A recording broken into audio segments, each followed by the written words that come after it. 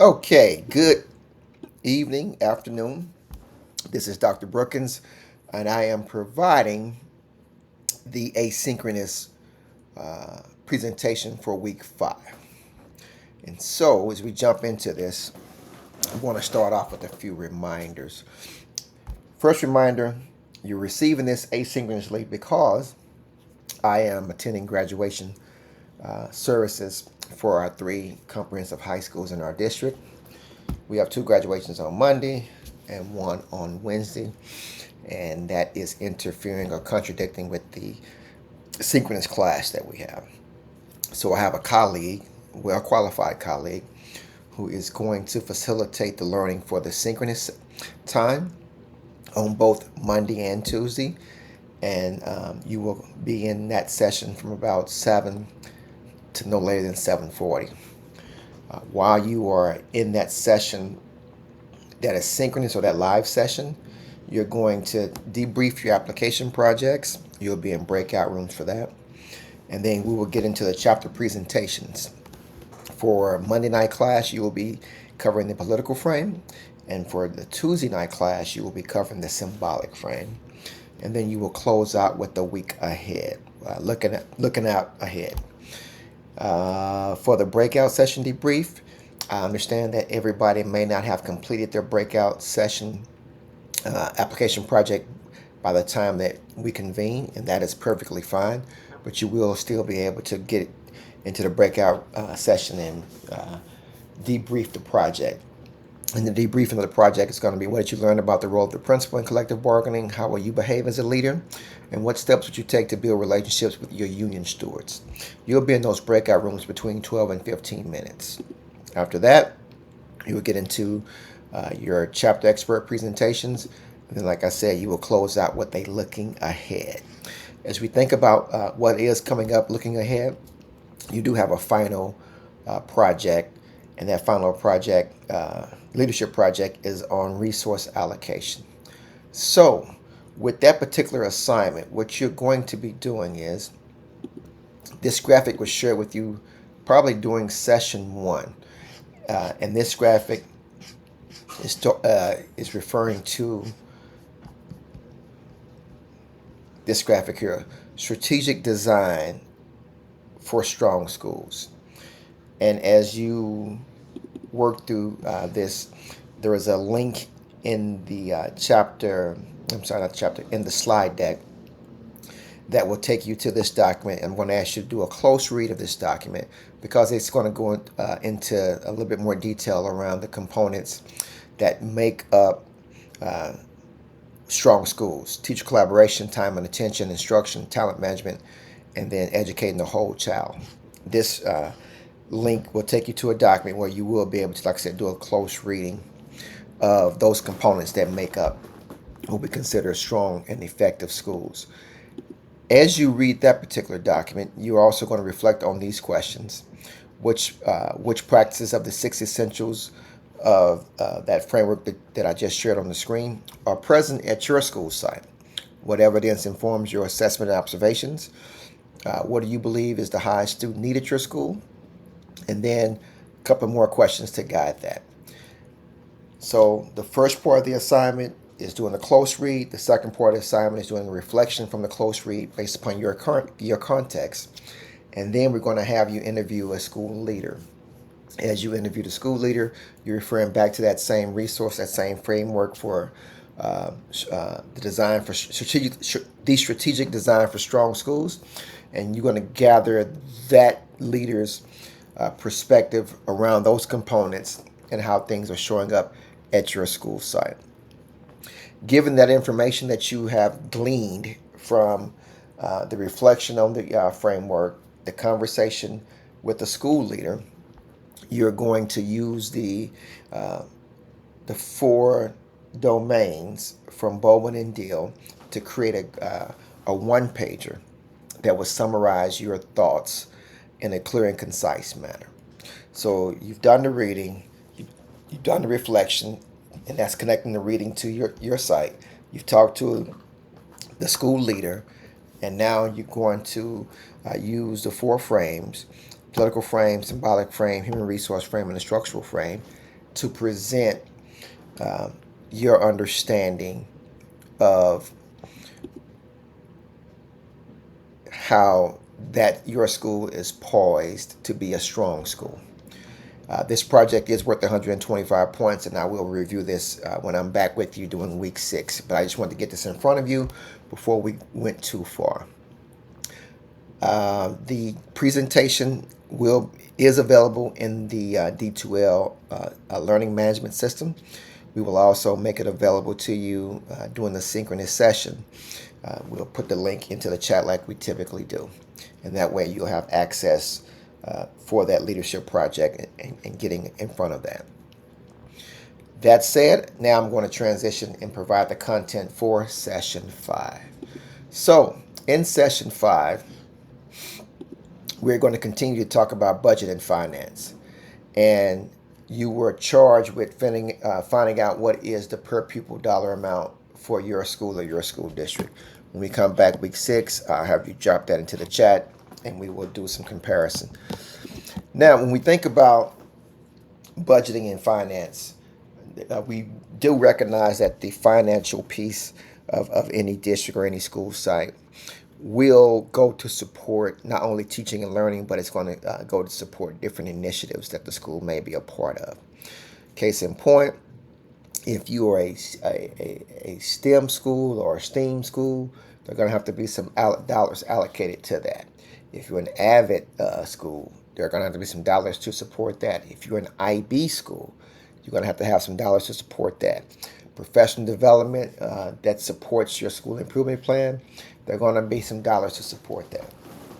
In this graphic here, you see different smaller arrows inside a big arrow. And so when those arrows are not aligned and going in the same direction, you're going to get congestion, which is the top part of that visual. But the bottom part of that visual shows that when that alignment takes place, then you're going to create a synergy and that will promote acceleration of student learning and produce the optimal results that a school desires to have for itself. And so it all starts with vision and mission. You create your strategic plan or your school improvement plan, and everything financial needs to point back to those things. There will be some great ideas that may pop up, but those great ideas have to be in alignment with our district strategic plan or our school improvement plan. If it's not, then it has to fit in probably in another year or some other way. But to maintain that alignment, we have to make sure that we are holding fast to what we said we would do, and it has to be a document in our improvement plan, school improvement plan. This next slide says there are no silos in education. Silos could be coming from Office of Finance, Human Resources, the instructional design, instructional programs, new initiatives. There will be some great ideas that pop up in education, and they may be great ideas, but do those great ideas align with what your school is doing at the time that you all are doing it? It may have to come in a year or two, but we just can't be initiative hopping. We have to maintain our course that has been outlined in our district strategic plan or our school improvement plan. Same with professional development. If your staff is participating in any learning opportunities, those learning opportunities need to align to that school improvement plan. If we were to follow the dollars should tell us and point back to your school improvement plan. If it's not, then, like I said, you get the top image up here. A lot of things going on at the school, but they're not aligned and moving in the same direction. And we really need to have that take place. There can be a silo around negotiations, can't be silos around policy and law, and then there can't be any silos around the change process. We do better when we are aligned and moving on one accord in education. Now, when we think about the funding timelines, it pretty much it's an ongoing, continuous process. When I say the funding timelines, at any point in the school year, a district is really working on 3 different budgets: the previous school's year budget, the current school year budget, and then the upcoming school year's budget. So the previous school year budget, that will have to get finalized, revised, and then audited. That audit always takes place in September and October. The audit gets finalized to make sure that everything is tidied up, cleaned up, and accurate. When that audit is finalized, you will also be at the beginning of the current school year. And then with that, you want to finalize enrollment, make sure you have adequate staffing. And then around that same time, finance will begin the process of rolling out the budget for the upcoming school year. And then with that, we begin to look at what are our numbers real strong in December. Now, grades 1 through 11, I'm sorry, K through 11, they just roll forward for the most part. And then so school districts will begin to look closely at the incoming kindergarten numbers. School districts are in constant contact with the county. We begin to look at birth rates, and from those birth rates, a school always seeks to capture the students who have been born in that particular county or that school district, capture as many of those students as they can. In my current school district, we capture about 85% of the birth rate in South Washington County that will come into our district. So when I do the projected enrollment for the elementary schools, I take a 3-year average of what we have captured, and then I put that into our formula, and then I create the finance department myself. We create a budget for that upcoming school year. Typically, we are spot on, but every once in a while, it might be a one-off, and so we track that data very closely. Around January, schools begin to receive their projected enrollments. By February, those enrollments are pretty solid. The staffing process begins around March. The staffing process begins to be finalized, and then when we get into April, if we have any changes, whether it's reductions or additions, we finalize those. Any formal processes or documents or letters go before the school board, typically in April and May. That would be any resignations, any retirements, any cuts. The board will take action on those, like I said, around April or May. And then the board will take final action in June with the proposed budget. The board will vote on the proposed budget for the upcoming school year. That timeline is important because it pretty much guides the funding cycle for schools and school districts. This next slide is talking about terms that are I would say commonly used in districts and in the finance world. You will hear something about you will hear language around the fund balance. Think about that as like a savings account. Most districts like to have a significant fund balance, and when I say significant, I'm talking between 8 and 20%, because if they ever run into situations that they need to tap into that fund balance, it does so without it being a detriment or major hiccup for that school. The fund balance won't necessarily impact a school. It's more for the school board and for the finance department. Now, if schools were to really tap into the fund balance, trust me, everybody would get everything that they ever wanted, but that doesn't serve the district well. The district has to have that fund balance just in case something were to happen at the federal level or the state level and funding did not come through. Then we can tap into the fund balance and maintain operations for a set period of time. Right now in my district, we have about a 16% fund balance of our budget. That 16% fund balance will carry us for about a month and a half. And so when we think about the larger picture, 16% fund balance sounds pretty significant, but it only runs operations for about 6 weeks. And so as a principal or at a building level, you won't hear any language around the fund balance, but you will hear language around the unassigned fund balance, which covers instructional support. You really won't hear anything about transportation or maintenance because those will come from the district office. And I would say it's good for you to know those terms, but on a day-to-day basis, you will not be interacting with those terms. The same with the reserve funds.